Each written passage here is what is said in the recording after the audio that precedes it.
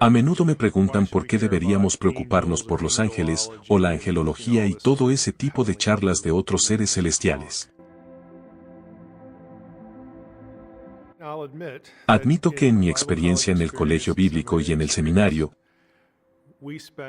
dedicamos literalmente, esto no es una exageración, una hora durante todos esos años a este tema. Así que pensé en ese momento, incluso como estudiante, y estudiante serio, porque sabía que en algún momento iba a hacer un posgrado y obtener un doctorado. Simplemente pensé, esto realmente no puede ser importante porque mi profesor no le asignó ninguna importancia. Pienso de manera muy diferente ahora. Yo respondería a la pregunta de esta manera, nos demos cuenta o no, y la mayoría de la gente no lo hace, porque desafortunadamente este es un tema que vive en la periferia. La forma en que la Biblia habla de los miembros de la hueste celestial, la familia celestial de Dios, sus socios celestiales, sirve como modelo para la forma en que Dios piensa y habla de nosotros como creyentes, como su familia terrenal y sus socios terrenales. Hay muchos mensajes intencionales y deliberados que crean esta relación simbiótica. Estamos familiarizados con la frase como en el cielo, así en la tierra. Hay mucho en eso cuando se trata de las huestes celestiales, a las que nos referimos como ángeles y la familia humana de Dios. Eso se pasa por alto en las Escrituras. Esto puede parecer una cuestión trivial, pero en realidad juega con una serie de enlaces teológicos de maneras realmente significativas.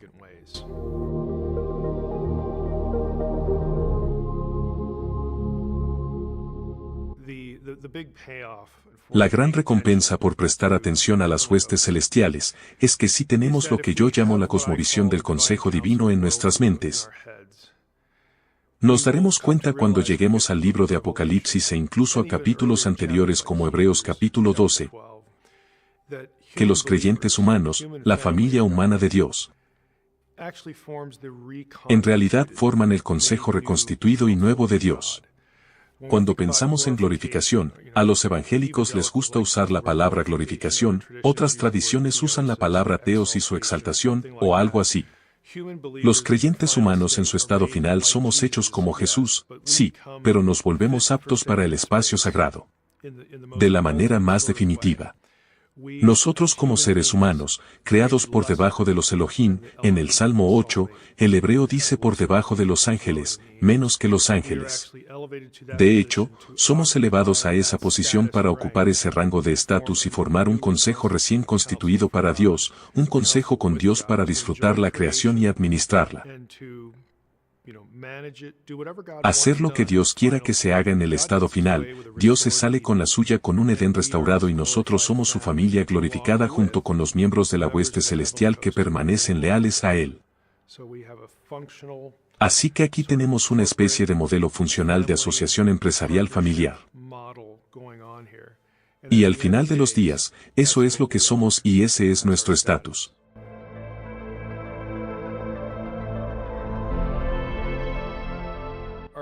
Nuestra condición ahora es bastante interesante porque, por un lado, podemos ver que aún no hemos llegado allí, no estamos en el nuevo Edén, vivimos en un mundo caído. Y las luchas que tenemos, la presencia del mal, la tentación, el sufrimiento, todas estas cosas se deben a la rebelión. Y las Escrituras nos enseñan eso desde el principio en los primeros 11 capítulos del Génesis. Tenemos una serie de 3 rebeliones, tanto humanas como sobrenaturales, que crean las circunstancias para la vida tal como la conocemos ahora. Pero lo que es interesante es que el Nuevo Testamento tiene algo que los teólogos llaman, el hilo del ya, pero aún no, y en realidad son muchos hilos, es la misma idea, pero viaja en diferentes trayectorias. Entonces Dios nos mira a nosotros, los redimidos, como si ya hubiéramos sido restaurados al estatus que Él quiere darnos algún día. Entonces está sucediendo esto de ya, pero aún no, así que creo que es útil tener eso en mente, como nos mira Dios y cuál es nuestro destino final, que algún día el pensamiento de Dios sobre nosotros será realmente nuestro destino realizado.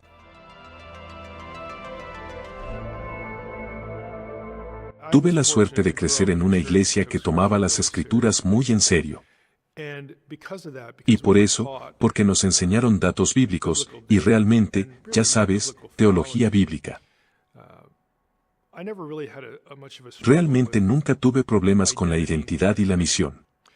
Pero muchos cristianos hoy realmente luchan con eso, realmente no se dan cuenta de quiénes son. En otras palabras, como Dios los mira, todavía existe esta lucha con el rendimiento para ser lo suficientemente bueno. Incluso si escuchan el Evangelio, de alguna manera mentalmente regresan a, ¿está Dios tan feliz conmigo hoy como lo estaba hace 10 años? Entonces realmente crea una lucha con la identidad y crea una lucha con, ¿por qué estamos aquí? ¿Cuál es nuestra misión? Entonces, si puedo hacer que la gente vuelva a prestar atención de manera correcta a esas dos cosas a través de la puerta trasera de la angelología, las huestes celestiales, como Dios y la Biblia nos hablan de ellas y nos dan una especie de visión con un sabor más cósmico sobre nuestro destino, quiénes somos y qué se supone que debemos hacer, eso es algo bueno. Y creo que si prestamos atención a eso, volveremos a despertar a cómo Dios nos mira, como su familia, como sus socios, y en última instancia, como su consejo reconstituido.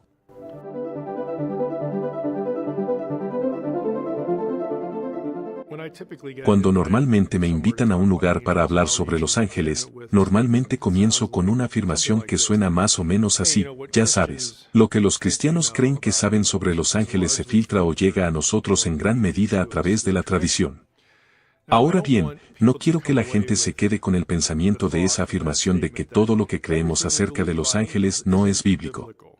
Quiero decir, tenemos muchos datos bíblicos que son muy discernibles en la Biblia en español sobre los ángeles, por lo que tenemos una base razonablemente segura.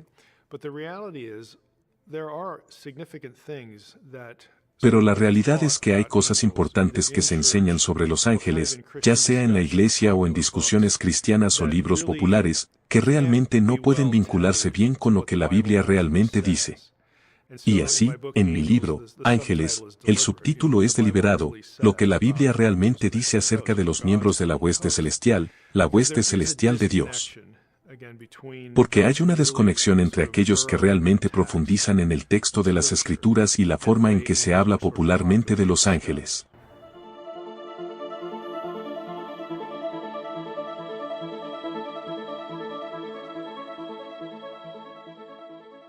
Querubines y serafines son palabras con las que la mayoría de los lectores de la Biblia en español estarán familiarizados porque están transliteradas, no traducidas. Entonces aparecen en la Biblia en español tal como son. Y en cierto modo no nos detenemos a pensar en estos dos como descripciones de trabajo. No estamos sintonizados con los matices del vocabulario, razón por la cual realmente me lanzo a ello de inmediato en el libro. En realidad, aquí es donde obtenemos la idea de que los ángeles tienen alas, porque los querubines tienen alas y los serafines tienen alas, y de todos modos todos son simplemente ángeles. En otras palabras, juntamos todos los términos y eso da lugar a este mito de que los ángeles tienen alas. Pero la idea surge de la noción, la realidad de que los ángeles vienen de arriba, son de Dios, y Dios vive en los cielos, y para llegar de los cielos a la tierra debes volar, y necesitas alas para volar. Hay un montón de extrapolaciones, aunque las escrituras en realidad nunca atribuyen alas a los ángeles. De hecho, especialmente en el Antiguo Testamento y en el Nuevo, cuando ves ángeles, solo hay dos ocasiones en las que algo en ellos es visualmente diferente al de un ser humano normal. Cuando el libro de Hebreos habla de brindar hospitalidad a las personas porque podrías hospedar a los ángeles sin darte cuenta. Si tienen alas saliendo de su espalda, ¿cómo podrías pasarlo por alto? Entonces, si regresas al Antiguo Testamento, esa declaración en hebreo se basa en incidentes del Antiguo Testamento como en Génesis 19 donde los ángeles están en la escena, pero Lot en ese caso no sabe que son diferentes a los chicos normales hasta que hacen algo que la gente no puede, como dejar ciega a la ciudad. Eso te da una indicación de que estamos tratando con algo más que un par de chicos. Pero visualmente, a Lot no se le lleva a pensar nada diferente acerca de ellos, y ese es el patrón consistente en la Biblia. Es solo cuando hacen algo realmente inusual que la gente se da cuenta de que este no es un hombre normal frente a mí, esto es algo diferente. ¿Hay algún daño en representar ángeles con alas? Y no estoy defendiendo que asaltemos las iglesias y arranquemos de las iglesias el arte religioso que tiene representaciones de ángeles con alas y los quememos. No estoy defendiendo nada ridículo como eso. Realmente no creo que técnicamente haya ningún daño. Es impreciso, pero plantea la pregunta de, bueno, nuevamente, ¿cuál es el punto? Y hay un par de puntos. En general, en la antigüedad, esta es la razón por la que las figuras celestiales, o las figuras siniestras y demoníacas, a menudo se representan de cierta forma. Darle alas a un ángel realmente describe su punto de origen. Son de los cielos. De nuevo, esta noción de que para llegar aquí tienen que volar porque vemos pájaros. Y comunica la idea de que son de allá arriba, o de un lugar donde los humanos no pueden llegar, donde los humanos no viven. Y también funciona al revés. Tienes iconografía antigua de, como en Mesopotamia, seres demoníacos como los Apkallu. A veces se los representa con alas y otras veces como una especie de peces. ¿Pero por qué? Especialmente esas dos cosas no van juntas porque los peces, las alas, ya sabes, los pájaros, ¿por qué lo hacen? Es para comunicar que estos seres son de lugares que los humanos no habitan. Es una forma de comunicar su alteridad, por lo que los humanos no pueden vivir en el mar, pero los dioses sí. Las criaturas no humanas sí pueden. Los humanos no viven en el cielo. Bueno, los dioses sí, los seres celestiales sí. Esto es más o menos lo que la representación artística intenta transmitir. Realmente, la alteridad es el punto principal.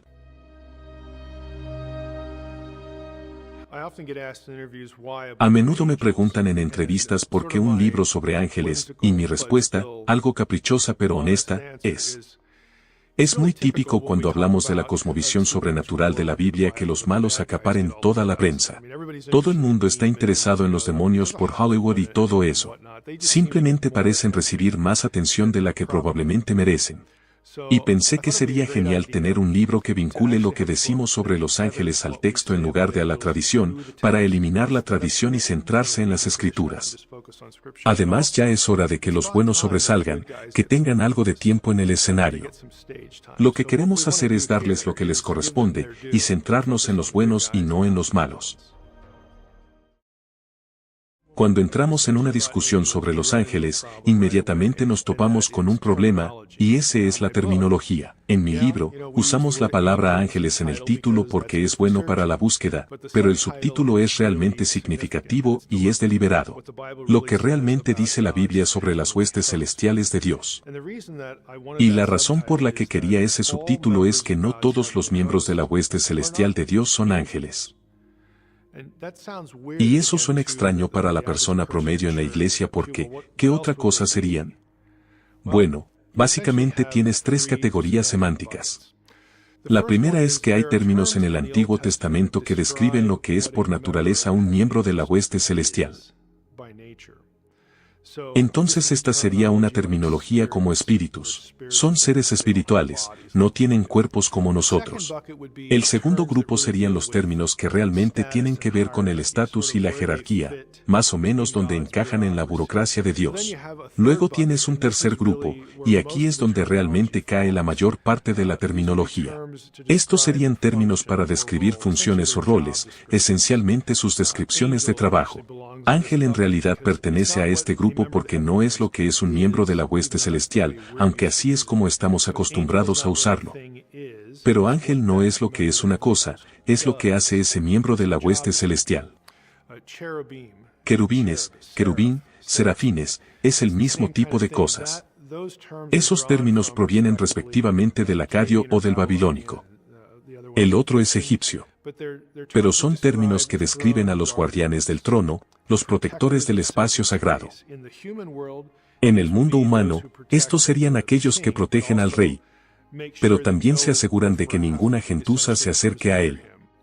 Dios no necesita ayuda ni que nadie haga ninguna tarea, pero Dios hace esto, nuevamente, con los seres que ha creado. Los convierte en socios, y tienen funciones para hacer lo que Dios quiere que se haga en su nombre junto con Él. Esta es una de esas reglas. Hay varios de estos términos en el Antiguo Testamento que describen lo que un miembro de la hueste celestial podría hacer en una ocasión determinada.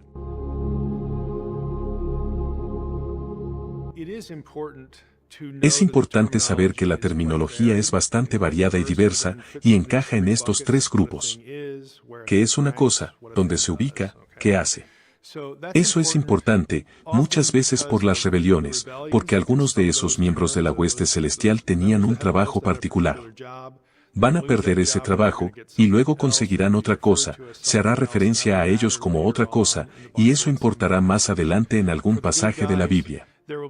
Para los buenos, habrá terminología que, curiosamente, se detiene en el Nuevo Testamento con los miembros sobrenaturales de la hueste celestial, y de hecho, se transfiere a los creyentes humanos. Así que es importante prestar atención al vocabulario, porque nos ayudará a tener una idea más completa de algo más adelante, especialmente cuando se trata de nosotros mismos, nuevamente, de cómo Dios mira a los humanos. Porque existe esta relación simbiótica entre la familia celestial de Dios y sus socios celestiales, y la familia terrenal de Dios y sus socios terrenales. Esas dos cosas están conectadas de varias maneras por la terminología, y a menudo está oscurecida en nuestras Biblias en español, y en cierto modo pasamos por alto la teología que surge de eso.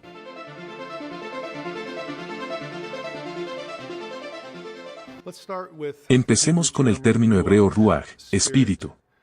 Nuevamente, este es un término que pertenece al primer grupo, términos que te dicen que es un miembro de la hueste celestial por naturaleza. Son seres espirituales, no tienen cuerpos como nosotros. Otra sería la palabra hebrea malak. Aquí es donde obtenemos ángel, porque malak es un mensajero. Eso es lo que significa el término, por lo que en las Biblias en español se traducirá como mensajero, generalmente cuando son humanos o cuando el traductor cree que son humanos. Y cuando no son humanos, los traductores de español suelen optar por ángel porque nos resulta familiar en nuestro vocabulario. Pero al final del día, ese es el término número 3, es una descripción del trabajo, te dice lo que hace una cosa.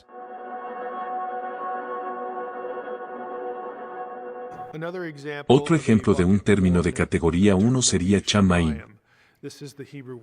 Esta es la palabra hebrea para cielos o celestiales. En realidad es algo interesante porque hay pasajes en el Antiguo Testamento que normalmente en las Biblias en español se traducen como cielos, como el cielo, el lugar.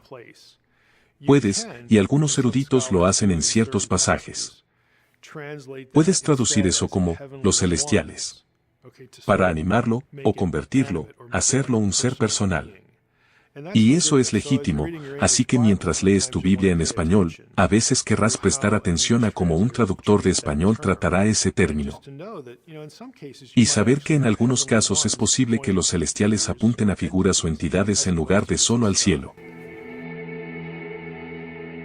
Job 38, 7 y 8 es un pasaje importante porque es un ejemplo bastante claro del uso de la forma en que los escritores del Antiguo Testamento, y nuevamente, son parte de la cultura del Antiguo Cercano Oriente en general, usaban el lenguaje de la astronomía o el lenguaje celestial, lenguaje estelar para los miembros de la hueste celestial. Por ejemplo, en Job 38, 7 y 8 tenemos a los hijos de Dios y seres celestiales de rango considerable, también descritos como las estrellas de Dios. Y este no es el único lugar en las Escrituras donde esto sucede. Y podrías estar pensando que eso es un poco extraño. Sabemos que las estrellas son bolas de gas y cosas así. El pasaje no intenta deshacer la ciencia, o hacer mala ciencia, ese no es el punto. El punto es, nuevamente, que Dios está allá arriba en los cielos donde Dios vive, y nuevamente, imaginamos a Dios viviendo en los cielos por varias razones, varios pasajes de la Biblia.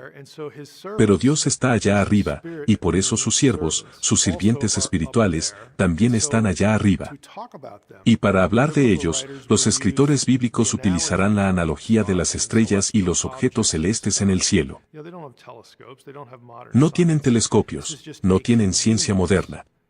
Esto es solo una conveniencia, una forma conveniente de hablar de aquellos allá arriba con Dios que están a su servicio, y a veces, a nosotros.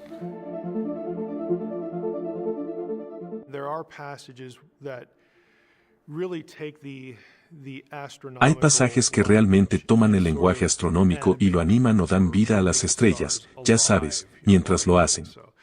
Creo que la conexión más familiar es el lenguaje apocalíptico.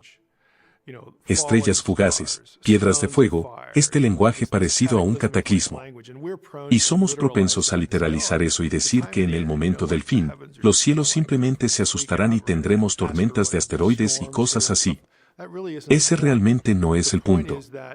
El punto es que al final de los tiempos, Dios va a juzgar tanto el mundo espiritual como el mundo terrenal. Una persona antigua, incluidos los israelitas, especialmente si no son pensadores teológicos, simplemente la persona promedio, como un antiguo israelita. Sí, es muy posible que puedan mirar hacia el cielo, y especialmente cuando las estrellas se mueven o ven un objeto moverse como un meteoro o un cometa. Es muy posible que puedan mirar eso y, sin el conocimiento científico que tenemos, pensar, eso está vivo porque se mueve. Los seres vivos se mueven. Y podrían usar eso, e interpretar el lenguaje de las escrituras de esa manera. No es necesario interpretarlo así, pero es posible.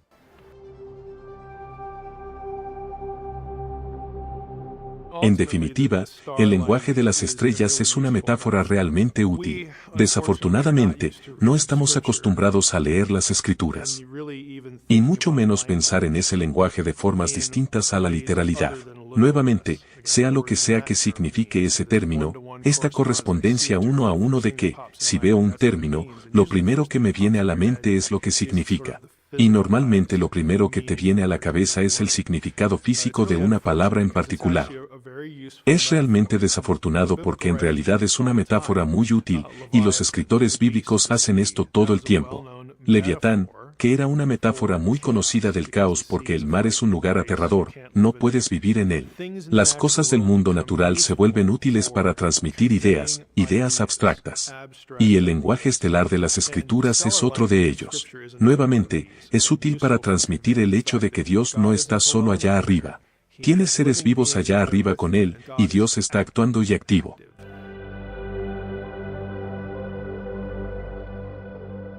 Otro término del que podríamos hablar es kedoshim. Este es un término plural que significa santos. Y normalmente se usa en plural como una especie de colectivo. Entonces, si eres miembro de la hueste celestial y no estás en rebelión, eres un santo, y colectivamente eres los santos. Tenemos que recordar que la santidad no necesariamente, y realmente no, diría que casi en absoluto, sería muy inusual que ese término se refiriera a la perfección moral. Solo hay un ser perfecto, y ese es Dios. Dios es, por tanto, la norma de la santidad. Lo que el término realmente significa es apartado, separado, sagrado, asignado para el uso de Dios. Y esto es lo que son, si realmente lo piensas. Dios ha creado seres en el mundo espiritual que deben servirle. Están apartados para su servicio. Y entonces santos es una forma de expresar esa idea. Nuevamente, no anulan la posibilidad porque son menos que Dios. No cancela la posibilidad de que puedan fracasar y de que puedan actuar mal. Sabemos por las escrituras que hay miembros de la hueste celestial que fracasan, que se rebelan. Así que el término santos no cancela eso. Podríamos estar pensando en el término santo, santidad, santos, en relación con nosotros como creyentes. Se nos llama santos. Se nos ordena ser santos porque yo soy santo. Dios no exige que de repente seamos algo distinto de lo que somos. Somos menos que Dios, no tenemos naturalezas perfectas, y Dios es perfectamente consciente de ello.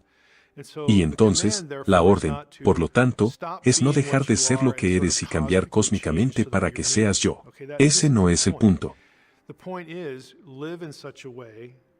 El punto es vivir de tal manera que refleje mi carácter porque eres mi hijo. Haz lo mejor que puedas con eso, sabiendo que habrá fracaso. Pero en realidad el punto comunicativo más grande es que tú me perteneces. Eres parte de mi familia, mi séquito, estás a mi servicio ahora, estás llamado a servirme. Estás apartado del mundo y eres parte de mi familia para ayudarme a hacer lo que quiero. Eso es realmente lo que significa ser santo. Ahora bien, si nos tomamos eso en serio, viviremos de cierta manera. Y Dios no solo nos da leyes, mandamientos y principios, sino que nos da ejemplos, y Jesús sería el mejor de ellos, de cómo hacer esto, cómo reflejar su carácter, cómo ser santo como Él es santo.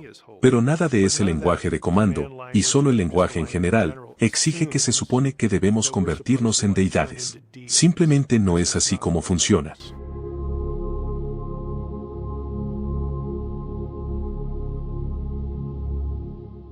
Una de las palabras más significativas y controvertidas que usa el Antiguo Testamento para los miembros, en plural, de la hueste celestial es Elohim. Eso puede sonar realmente extraño porque Elohim se usa un par de miles de veces para referirse al Dios singular de Israel. Y eso se desprende del texto. Así es, en la mayoría de los casos, como se usa Elohim.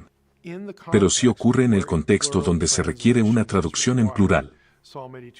El Salmo 82, versículo 1 es el ejemplo más obvio, donde tenemos a Elohim, Dios, de mayúscula, presente en medio de su consejo o su asamblea, y en medio de los dioses, en medio de los Elohim, Él dicta juicio. El primero que sabemos es singular debido a la gramática hebrea, y el segundo que sabemos debería traducirse en plural porque no puedes estar en medio de una sola entidad. Tiene que ser un grupo. Entonces tienes a Elohim usado dos veces en el mismo verso, pero una es singular semánticamente y la otra es plural en cuanto a su significado.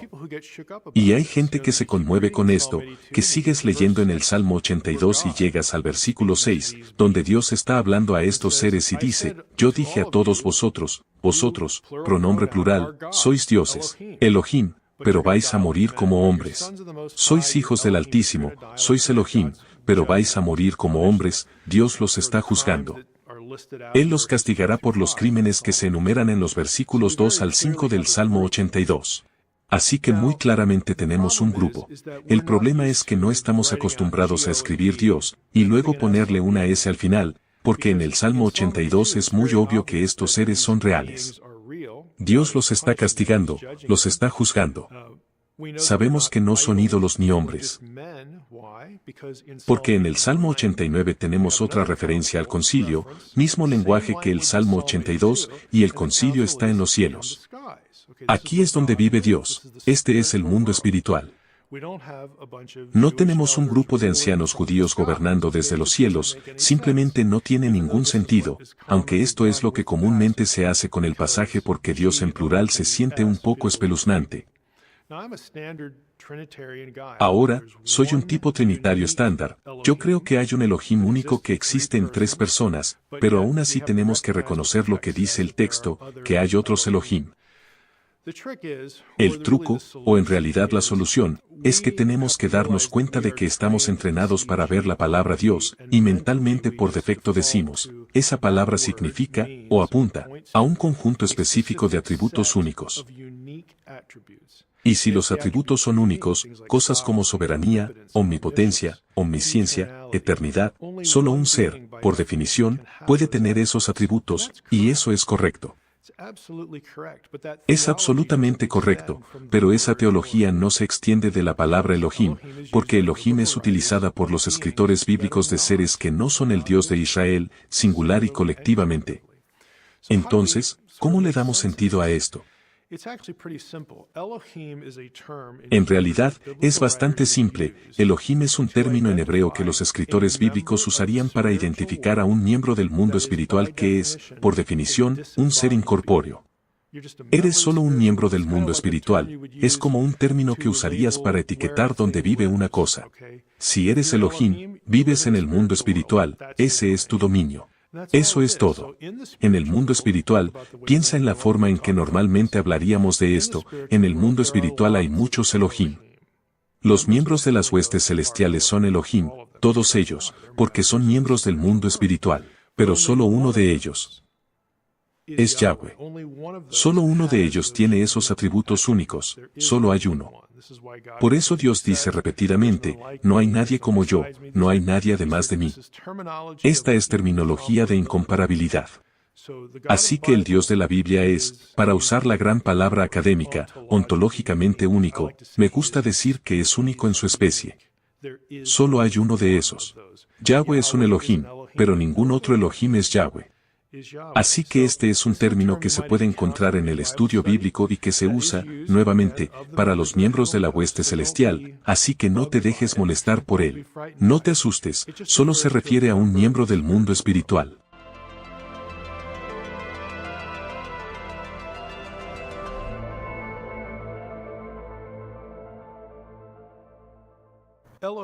Elohim sería, nuevamente, uno de esos términos de primer orden que te dicen que es una cosa. Un miembro de la hueste celestial lo es por naturaleza. Una vez más, la cubeta 1 trata de lo que una cosa es por naturaleza. Por naturaleza, un Elohim es un miembro, un residente del mundo espiritual, no del mundo humano. Entonces te dice que es una cosa, no necesariamente un rango, porque muchos Elohim pueden tener diferentes rangos, y tampoco es una descripción de trabajo. Mencionemos solo algunos términos que estarían en el grupo 2, que trata sobre rango y jerarquía.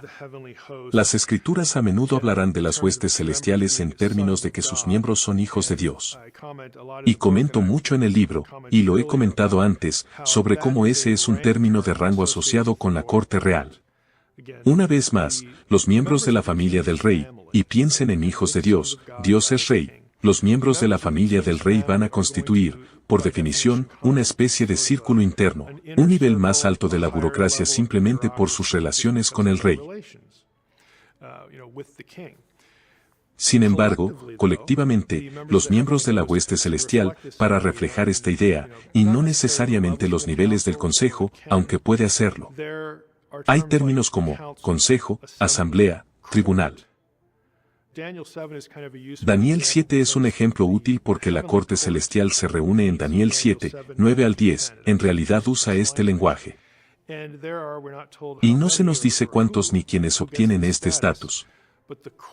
Pero el tribunal está sentado para juzgar a las bestias en la visión de Daniel. Bueno, también están rodeados por otros, esta miríada y miríada de huestes celestiales. Así que ahí mismo se puede ver una distinción entre el juez, el anciano de los días, y luego este tribunal sentado, y luego todos los demás que están en la sala o en la escena.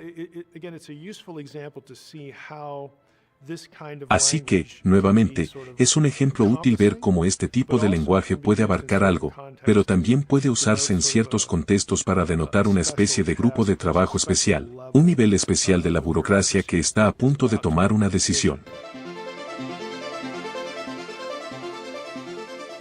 Otro ejemplo sería Primera de Reyes 22, donde Dios permite que los miembros de la hueste celestial participen con Él en la toma de una decisión. A veces Dios enviará uno, Daniel 4, a un individuo. Y cuando llegamos a Daniel 4, tenemos un caso en el que un vigilante, un santo, le trae un mensaje a Nabucodonosor. Y de hecho le dice a Nabucodonosor, lo que te va a pasar es por decreto de los vigilantes, en plural, pero también dice que es por decreto del Altísimo. Es importante darse cuenta de que el tribunal, el consejo o la asamblea, no funcionan de forma autónoma. Operan en conjunto con la autoridad más elevada, la más alta, y esa sería Dios mismo. Analicemos un poco la tercera categoría, el tercer grupo. Nuevamente, mencioné antes que aquí es donde aparece Malak, el término hebreo para mensajero. Aquí es donde tenemos ángel, porque si ese término se aplica típicamente a humanos, usado para humanos en las escrituras, entonces el traductor usará mensajero. Y cuando el contexto en la decisión del traductor se refiere a algún ser de otro mundo, entonces usarán ángel. De aquí es de donde obtenemos nuestro término ángel, pero en realidad, el término en sí solo significa mensajero. Otro término, de nuevo, que pongo en el grupo 3 es seret, la idea de ministro. Y así es como lo expresan las traducciones al español, pero cuando escuchamos a un ministro, pensamos en alguien que se para frente a nosotros en la iglesia y predica y todo eso. Esto es hacer ministerio en el sentido más amplio, incluso en el más incierto. Es realmente un servicio. Casi se podría traducir como sirviente para darnos una idea, o al menos ayudarnos a entenderla. Pero existe esta terminología utilizada en el Salmo 104:4, por ejemplo, de que los ángeles son espíritus ministradores. Esto es lo que hacen, prestan servicio. Son seres espirituales que prestan servicio en el mundo espiritual a Dios. En ese versículo del Salmo 104, el servicio prestado sería traer o recibir un mensaje, por eso se obtiene la combinación de términos. Obviamente, ministrar o servir es algo muy amplio. Puedes poner muchas otras funciones debajo de ese paraguas. Y el malak, nuevamente, el mensajero sería uno de esos.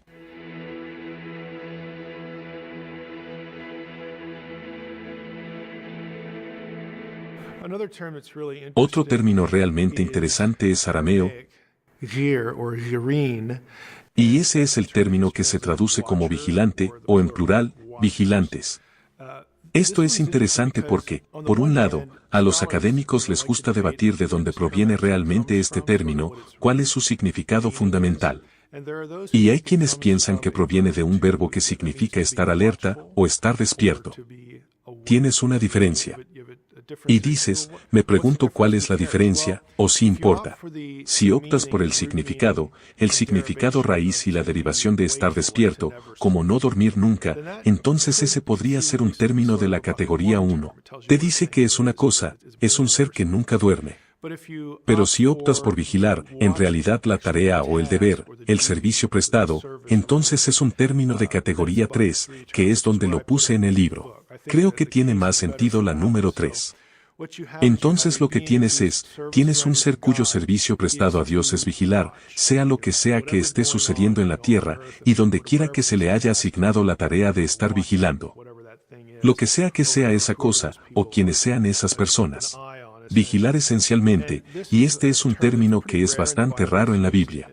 Se usa solo en Daniel 4, que no es la porción aramea, parte de la porción aramea de Daniel. Y allí se combina con un término de categoría 1, un vigilante, es decir, un santo. Entonces, en realidad obtienes esta combinación, un término que con seguridad te dice que es una cosa, y luego tenemos otro término que denota una tarea, lo que hace este santo. Pero curiosamente, en este caso, el vigilante, el que vigila, el santo, trae un mensaje. Pero en realidad nunca se le llama malak en el pasaje, nunca se le llama ángel, pero aún así, hace la tarea. Y creo que el punto interesante aquí es la forma en que presenta lo que está pasando. Este mensaje es un poco diferente a los demás, no quiero llamar los mensajes genéricos de los ángeles, porque es un evento bastante especial. Pero en el capítulo, el vigilante deja claro que esta decisión de Nabucodonosor, te vas a volver loco por un tiempo, así que prepárate. Esta decisión es por decreto de los vigilantes. Y luego, 3 versículos después, es por decreto del Altísimo. Aparentemente, este es un grupo que, nuevamente, tiene un estatus un poco más alto que el de un ángel común y corriente. Y como estamos tratando con Nabucodonosor y un imperio y todo ese tipo de cosas, un miembro de la corte, esencialmente, la clase élite que toma las decisiones, tiene la tarea de ir y contarle lo que está pasando. Ahora, eso a su vez, es importante porque en la literatura del Segundo Templo, vigilante se convierte en un término que se usa con más frecuencia, y creo que no es coincidencia que se use como término para traducir hijos de Dios, que es tipo de lenguaje de nivel medio, esa parte de élite de la burocracia.